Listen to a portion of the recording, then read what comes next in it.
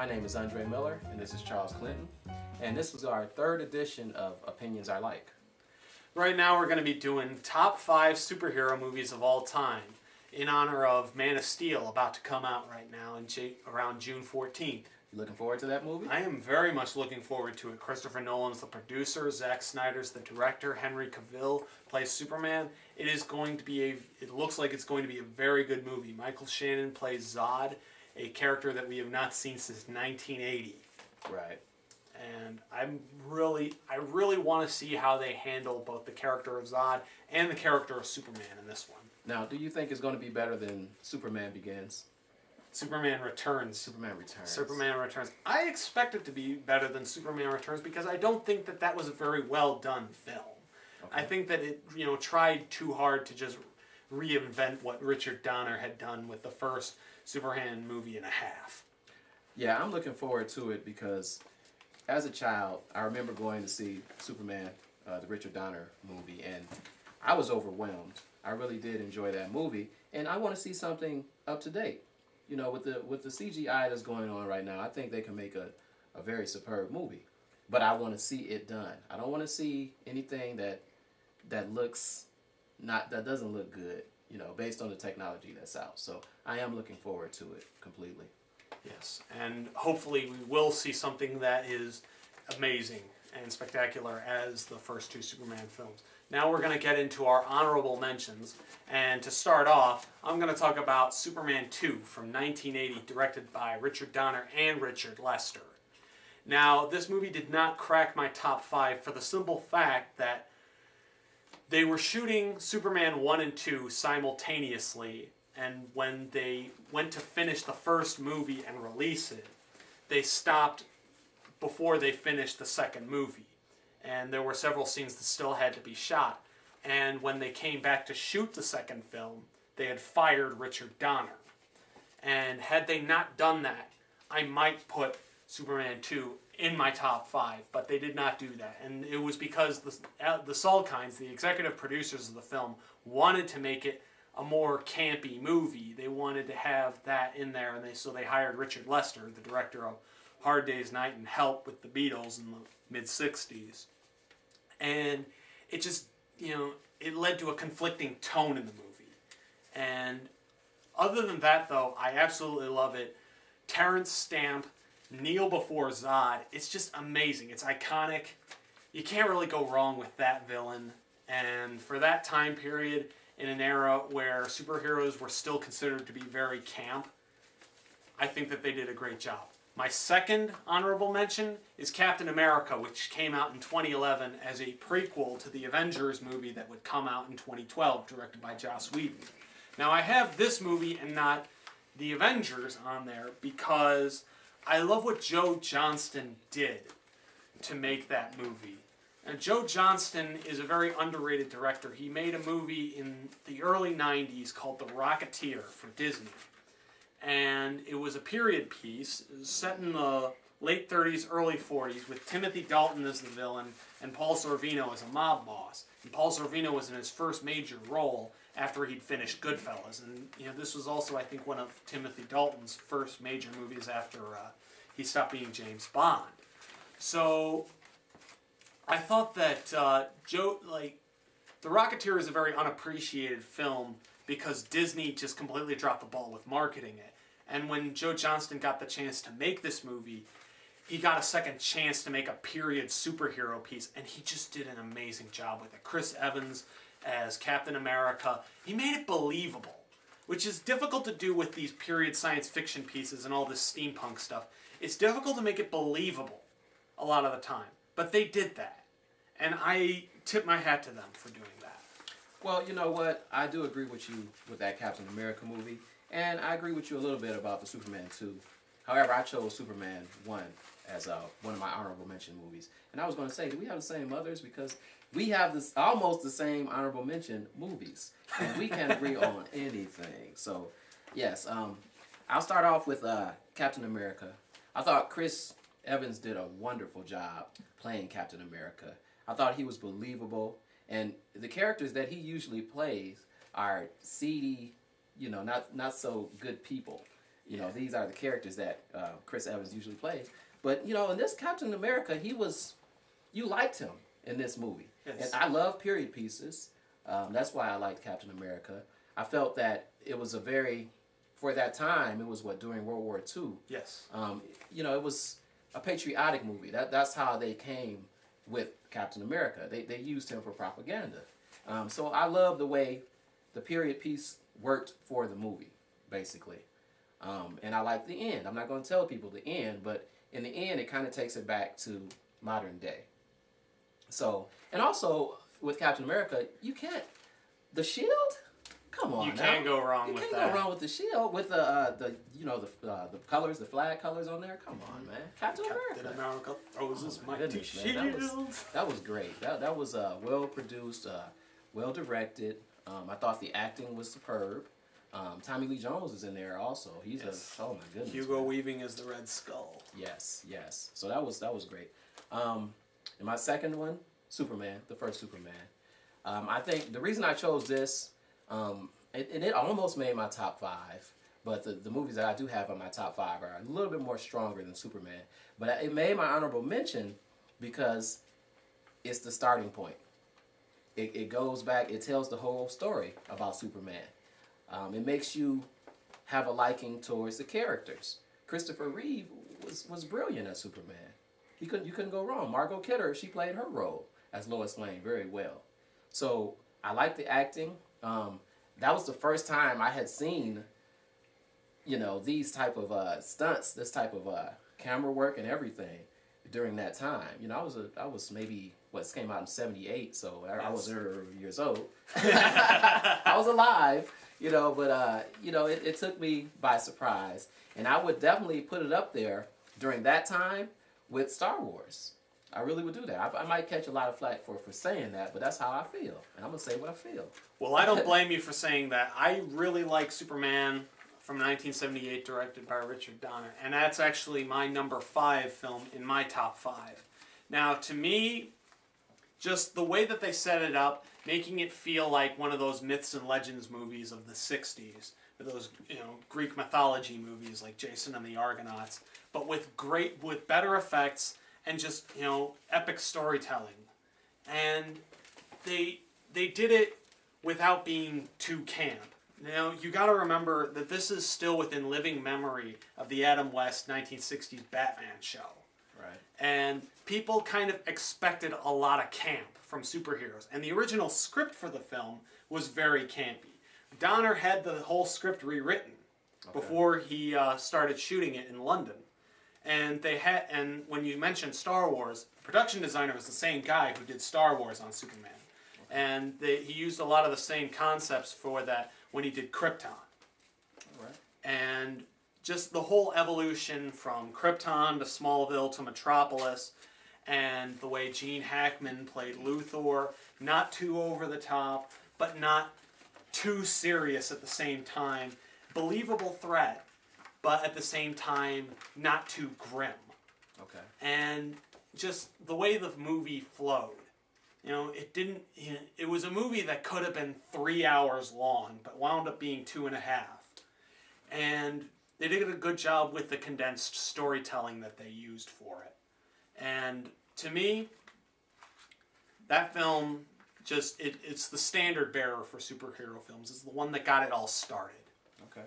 Now, my number 4 film is Spider-Man by Sam Raimi in 2002. Now, this movie, Spider-Man, to me, that is my favorite superhero of all time. I will always love Spider-Man because he's an ordinary guy who gets superpowers, and initially he doesn't use them to become a superhero. He uses them to become a professional wrestler, get into showbiz, make some money.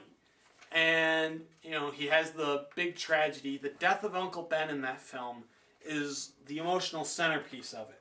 With great power comes great responsibility.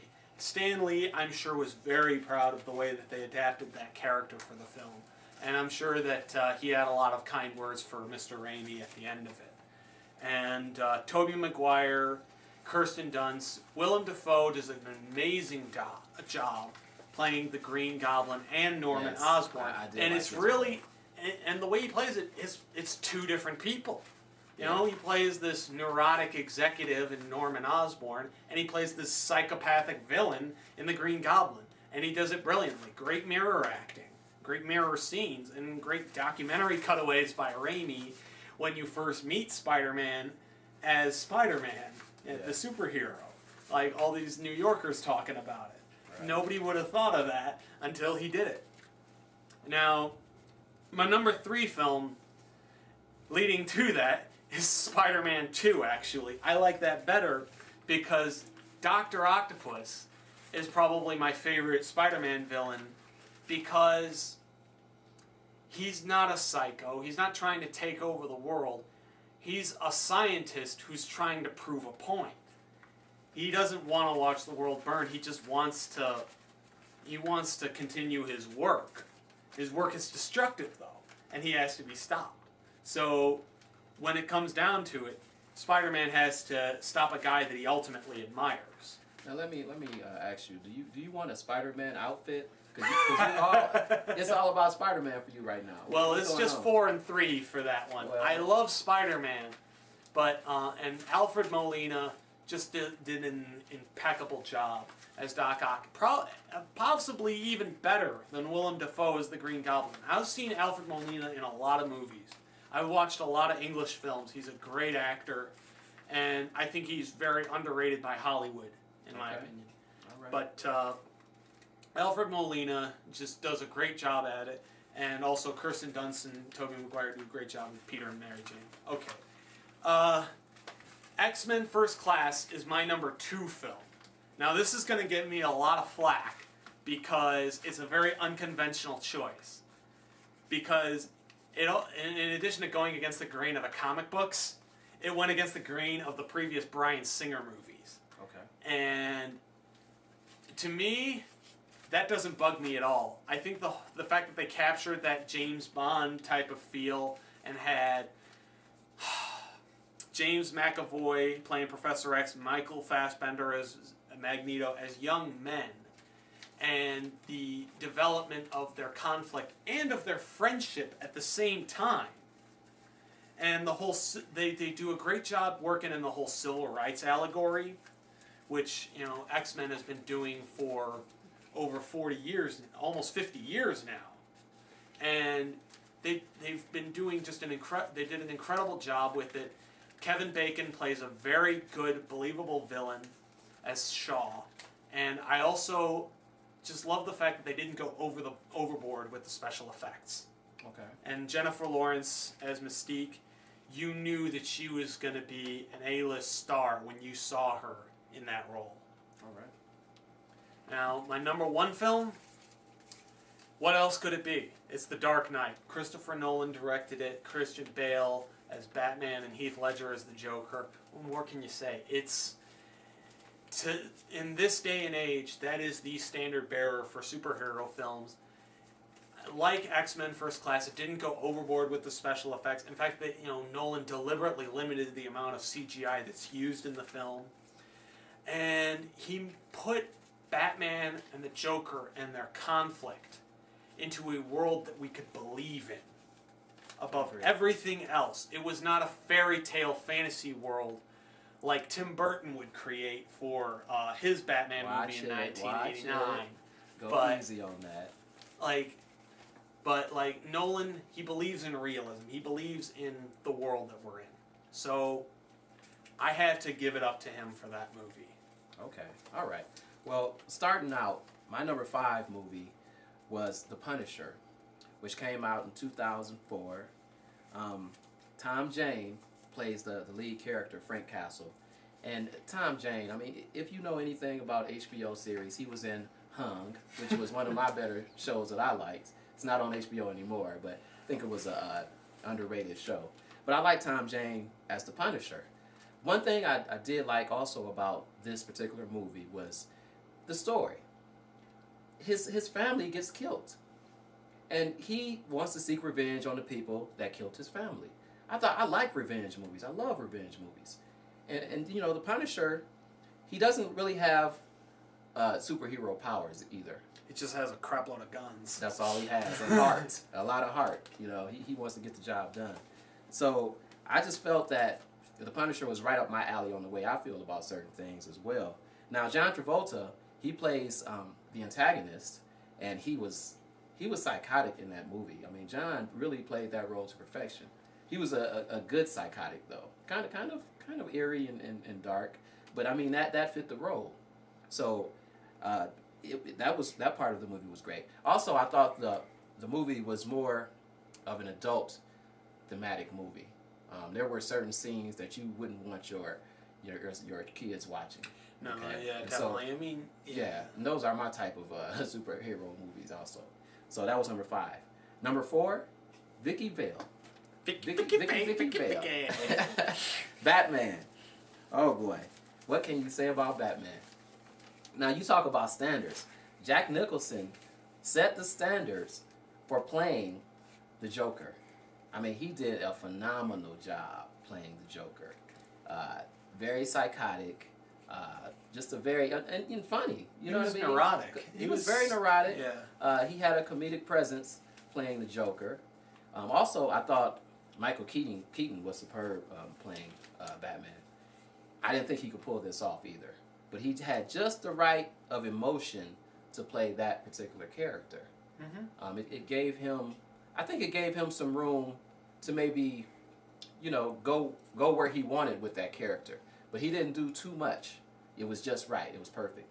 And Tim Burton, I love the way Tim Burton's direction style is, particularly in this movie. It's real dark.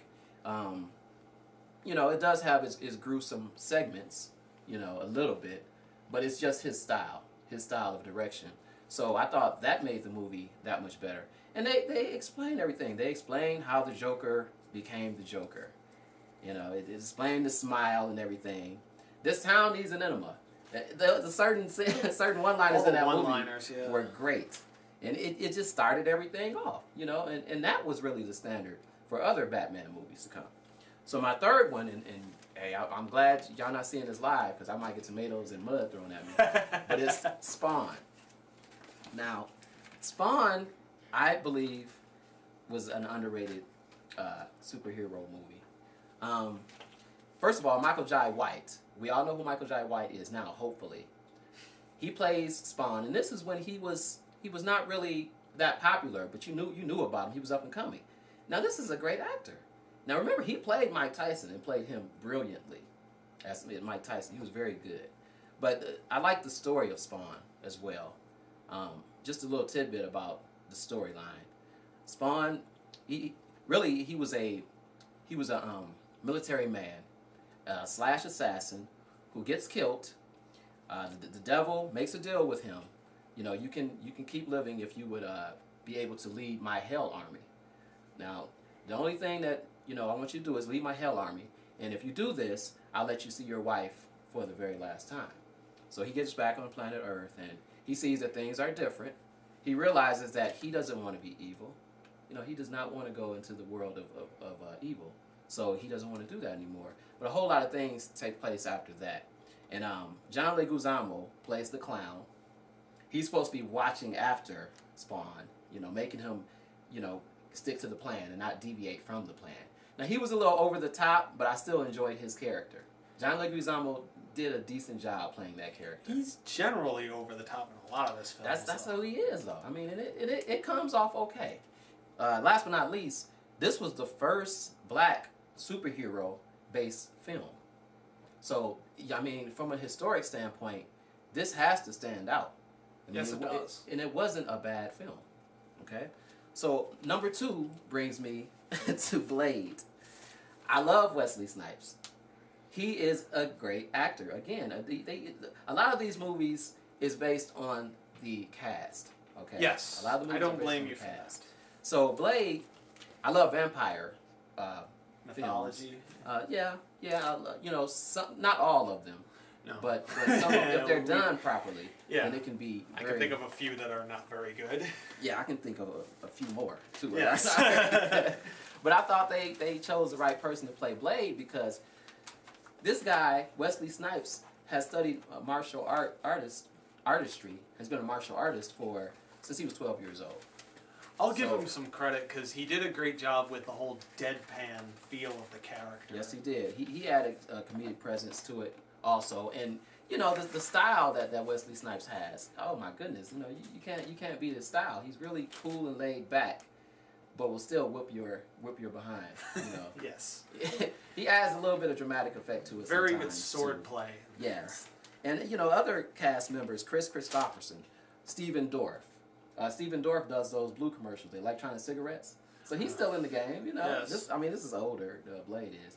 But Nabush Wright. Sanaa Lathan plays Blade's mother. Mom. Yeah. She has a cameo appearance. And she's fine as wine, right? She is one of the most beautiful women on earth. Yes, she is. Yes, she is. Okay, last but not least, who else? But The Dark Knight. We agreed on that. Can't go wrong with it. You cannot go wrong. I mean, Heath Ledger, he set a mark for playing the Joker. It's totally different from how Jack Nicholson plays the Joker. This guy wins a supporting actor, which he totally deserved, you know, for playing the Joker. Yeah. He won Best Supporting Actor.